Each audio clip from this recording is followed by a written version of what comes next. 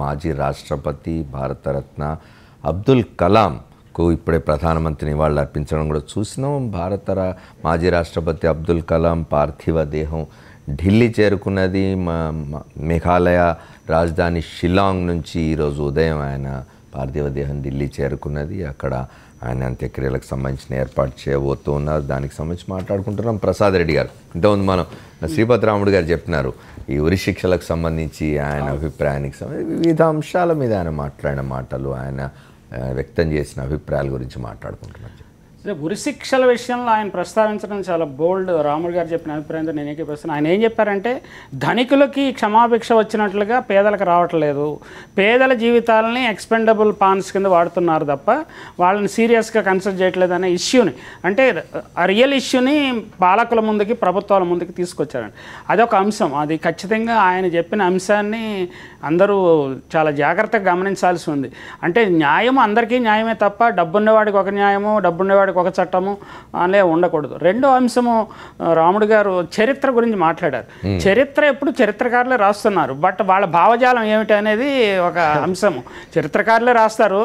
గతంలో చరిత్రకారులు లెఫ్ట్ భావజాలంతో రాసిన దాంట్లో కొంత అన్యాయం జరిగిన మాట, అంటే నేను న్యూట్రల్ మనిషిని అనుకుంటున్నాను, నాకు కూడా అనిపించింది. నేను కూడా చరిత్ర కొంచెం స్టూడెంట్ ఆఫ్ హిస్టరీ కాబట్టి ఈ చరిత్రను కూడా రాయనివ్వండి. కాకపోతే ఆ చరిత్ర ఈ చరిత్ర మీరు రాసిన చరిత్రలని ప్రజల దృష్టికి, విద్యార్థుల దృష్టికి తీసుకెళ్ళండి. Let them make their own judgements. కాకపోతే పాఠశాలల్లో పాఠ్యపుస్తకాల్లో రుద్దటం ఇలాంటి పనులు మాత్రం చేయకండి. Let them write their history. చరిత్ర అనేది ఇట్స్ నాట్ అదేదో ఆబ్జెక్టివ్గా రాయొచ్చు అనేది దాన్ని యాక్సెప్ట్ చేయను నేను. సబ్జెక్టివిటీ, చరిత్రలో సబ్జెక్టివిటీ ఉంటుంది.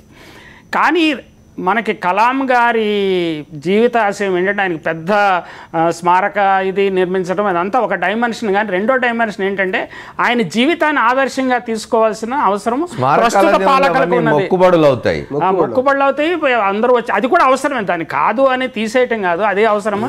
మనం అది చూసినప్పుడు, ఇప్పుడు మనం ఢిల్లీ వెళ్ళినప్పుడు గాంధీ దీనికి వెళ్తాము, అక్కడికి వెళ్ళినప్పుడు మనకు కూడా కొన్ని భావాలు, కొన్ని ఆలోచనలు, కొన్ని ఇవి వస్తాయి, తప్పకుండా మంచిది అది. కానీ ఏంటంటే మనము ఇప్పుడు పాలకులు ఇప్పుడు కాంట్రడిక్షన్ స్టేజ్లో నడుస్తున్నదండి రాజకీయం అనేది. రాముడు గారు ఆ విషయాన్ని ప్రస్తావించారు. ఆ కాంట్రడిక్షన్ కాదు, మనకి కోఆపరేషన్ మోడల్ మన ఇండియాకి ఏంటంటే అందరూ సహజీవనం, ఇంక్లూజివ్ అనండి, ఇంకే పదమైనా కానీ సహజీవనం అనేది మనకి చరిత్రలో ప్రజలు ఎప్పుడు సహజీవనం చేస్తున్నారు. పాలకులు ప్రజల మధ్య తగులు పెట్టడానికి, రాజకీయ అవసరాల కోసం చేయటం తప్ప ప్రజలు ఎప్పుడు సహజీవనం. మీరు 13th 12th century Mughal time నుంచి మన సామాన్య ప్రజలు సృష్టించిన అద్భుతమైన సాహిత్యం కానీ, అద్భుతమైన సంస్కృతి కానీ, మన సాధు సంతులు కానీ గొప్ప సహజీవనానికి మార్గదర్శకులండి. పాలకులు కొట్లాడుకుంటున్నారు. మనకి సంత తుకారాం అనండి, లేకపోతే రవిదాస్ అనండి, లేకపోతే గురునానక్ అనండి, వీళ్ళందరూ సహజీవనం నేర్పించారు. అలాంటి వాళ్ళ కోవలకు చెందినవాడు. అంటే ఈయన కవిత్వం చెప్పకపోవచ్చు, తత్వబోధన చేయకపోవచ్చు, అటువంటి కోవకు చెందిన వ్యక్తి. ఆయన జీవితాన్ని ఆదర్శంగా తీసుకుని మన పాలకులు ఈ కన్ఫ్రాంటేషన్ మోడల్ని తీసేసి కోఆపరేషన్ మోడల్లోకి వెళ్ళాలని కోరుకుంటున్నాను. జీవన్ రెడ్డి గారు, రాజకీయ నాయకత్వం ఏం నేర్చుకోవాలి అబ్దుల్ కలాం జీవితం నుంచి?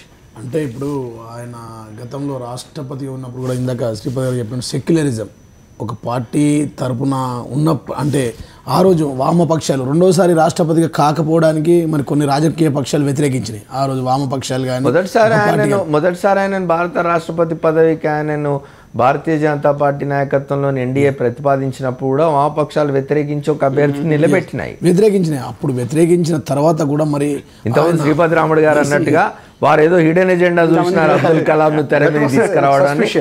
వామపక్షాలు ఏదో హిడెన్ ఎజెండా చూసినాయి.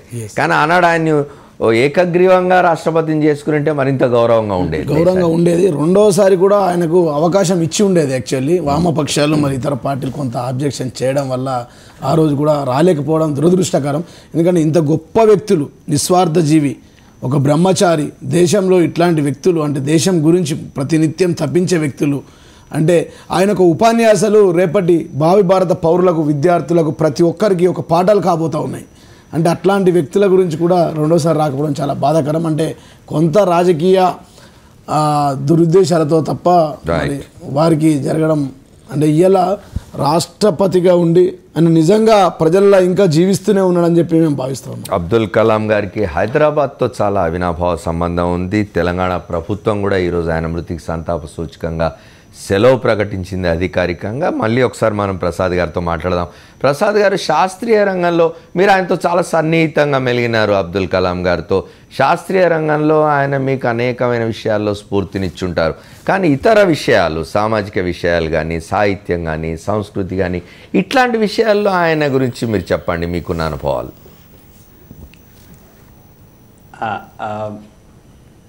ముఖ్యంగా నేను ఆయనతో 7 ఏళ్ళు 1970 నుంచి 1982 దాకా SLV3 ప్రాజెక్ట్లో పనిచేశాను సార్.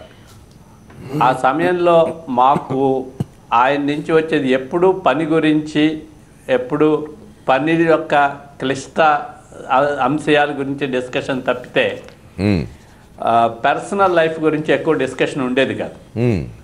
కానీ 2 ఇన్సిడెంట్స్ ఆయన ఇన్వాల్వ్ అయిన టెక్నికల్ వర్క్లో ఆయన ఇన్వాల్వ్ అయిన 2 ఇన్సిడెంట్స్ నేను చెప్తాను. చెప్పండి. ఒకటేంటంటే ఫస్ట్ SLV3 లాంచ్కి ఒక ఉంబిలికల్ కనెక్షన్ ఇచ్చే కనెక్షను ఆ టైంకి కంప్యూటర్ కమాండ్ వెళ్ళినా అది బయటికి రాలేదు.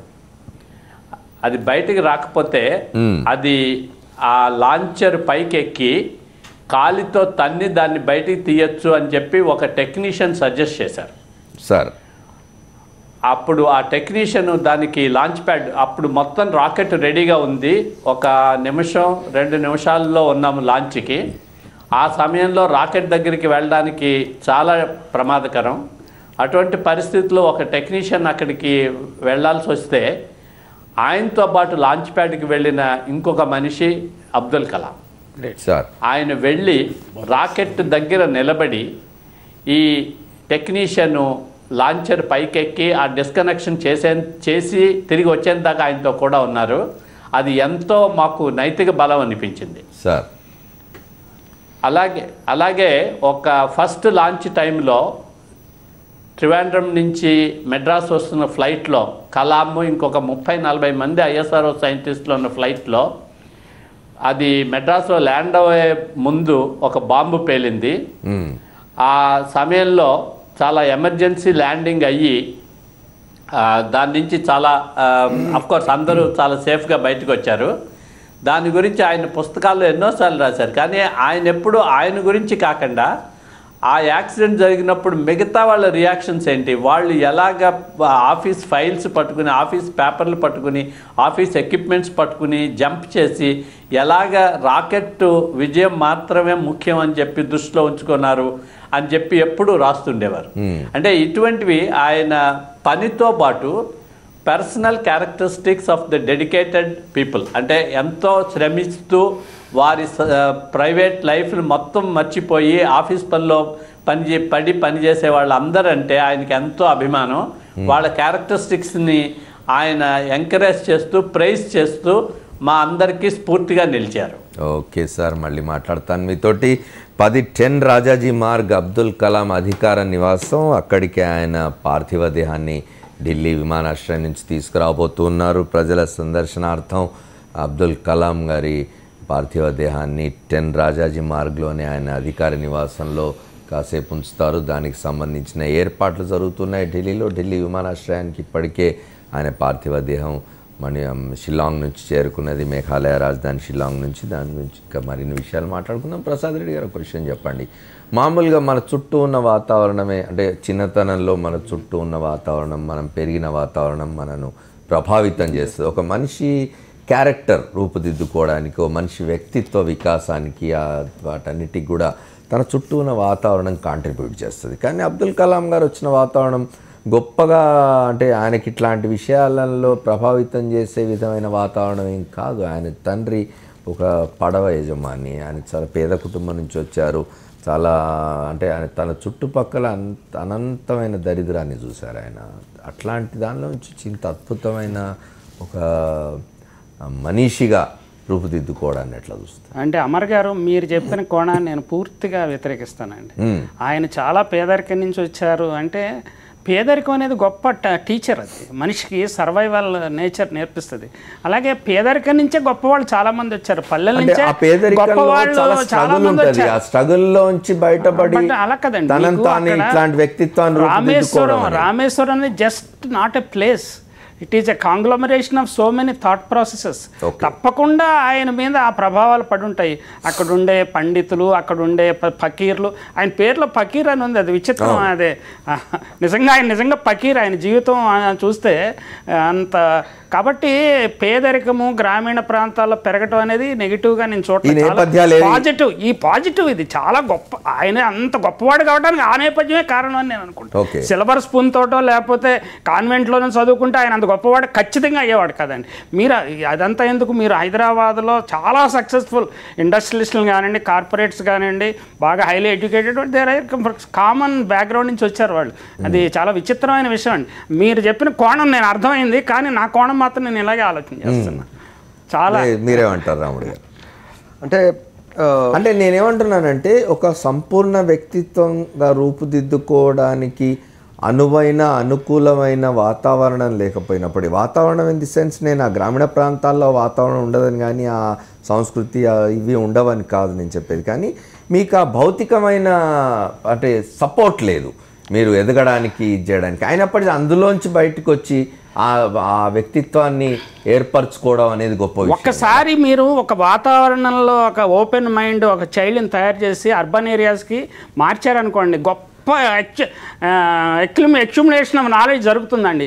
అది చాలా మంది గొప్పవాళ్ళు కావడానికి అదే కారణం. అలాగే కలాం విషయంలో కూడా జరిగిందని నేను నమ్ముతాను. ఇప్పుడు మనం ఒకటి చూడాలి సార్, ఇప్పుడు అనుకుంటున్నాం కానీ గతంలో చాలామంది ఇలాంటి తీవ్రమైన పేదరికం, తీవ్రమైన వివక్షతల నుంచి అంబేద్కర్ దగ్గర నుంచి చూసుకుంటే, కేఆర్ నారాయణన్ దగ్గర నుంచి చూసుకుంటే, ఈరోజు అబ్దుల్ కలాం దాకా వీళ్ళందరూ కూడాను గవర్నమెంట్ బడుల్లో చదువుకొని దేశానికి కాదు ప్రపంచం గుర్తించే స్థాయిలో ఎదిగినటువంటి గొప్పవారు. అక్కడక్కడ ఈ పేదరికం అనే పాము కాటులో నుంచి తప్పించుకున్న పిల్లలు వీళ్ళంతా. దేర్ఫోర్ నేనేమంటున్నానంటే అక్కడ ఎలా వస్తారనేది చాలా మంచి ప్రశ్న. అలాంటి పరిస్థితుల్లో నుంచి ఎలా వ్యక్తిత్వాన్ని కానీ పర్సనాలిటీని ఎలా తీర్చిదిద్దుకోగలరనంటే ఒక కమిట్మెంట్ చిన్నప్పటి నుంచే.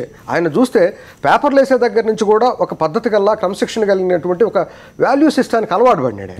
అక్కడి నుంచి కూడా ఆయన వ్యక్తిత్వాన్ని షేప్ చేసుకుంటూ ఒక డిసిప్లిన్డ్ బాయ్గా మొదలుపెట్టినటువంటి జీవితం అలానే పైకి ఎదిగింది. అక్కడి నుంచి ఏడుకొచ్చింది. అయితే నన్ను కొంచెం ముందుకు వెళ్ళనివ్వండి ఇందాక డిబేట్లోకి, ఎందుకంటే ఆ డిబేట్ చాలా ఇంపార్టెంట్.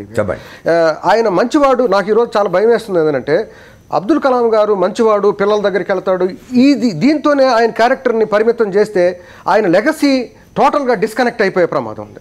అసలు ఆయన లెగసీ ఎంతకంటే పెద్దది. ఆయన చాలా గొప్ప మనిషి, మంచి మనిషి, ఇవన్నీ వాస్తవాలు. వాటిని అక్కడ ఒకవైపు అవి పెట్టుకుంటే, మీరు చెప్పినట్టు రెండో కోణంలో ఆయన రాజకీయంగా సామాజికంగా ఈ దేశాన్ని ఎలా ముందుకు తీసుకెళ్లాలనేటువంటి ఉద్దేశంలో ఉన్నాడని చాలా అవసరం. ఎందుకంటే పాలిటిక్స్, సోషల్, ఎకనామిక్ ఇవే దేశాన్ని నిర్ధారిస్తున్నాయి. ఆయన సైంటిస్ట్గా చాలా నేను అదే అంటున్నాను. ఇందాక మనం again back to death penalty విషయం వచ్చినప్పుడు ఆయన సోషియో ఎకనామిక్ బయాస్ ఉందని చెప్పటం ఎవరిని పాయింట్ చేస్తున్నాడు? జుడిషియరీని పాయింట్ చేస్తున్నారు, ఆయన గవర్నమెంట్ని పాయింట్ చేస్తున్నారు. రూల్ ఆఫ్ లా అనేది చట్టం ముందు అందరూ సమానం అనేది లేదు అని చెప్పకనే చెప్పారు ఆయన. ఈ వ్యవస్థ మీద మనం విశ్లేషణ చేయాలి. ఈ రోజున్న గవర్నమెంట్, నేను అదే అడిగేది, మనం ఆయనకి ఘనంగా నివాళులు అర్పించడం వాటితో పాటుగా ఆయన ఇచ్చినది ఒక చాలా పెద్ద ప్రశ్న. మీ న్యాయ వ్యవస్థ సరిగా లేదు, మీ ప్రభుత్వం సరిగా లేదు, ధనం ఉన్నవాడు సామాజిక సోషల్ అండ్ ఎకనామిక్ బయాస్ అన్నాడు. అంటే సోషల్గా ముందున్న వాళ్ళు, ఎకనామిక్గా ముందున్న వాళ్ళు ఏమైనా చేస్తున్నారు, తప్పించుకుంటున్నారు. ఆల్మోస్ట్ ఆల్ అన్నారండి. ఆల్మోస్ట్ ఆల్ పెండింగ్ కేసెస్లో సోషల్ ఎకనామిక్ బయాస్ కనపడుతుంది నా దగ్గర అని చెప్పిన మాట మనం ఈరోజు అది తీసుకోవాలి.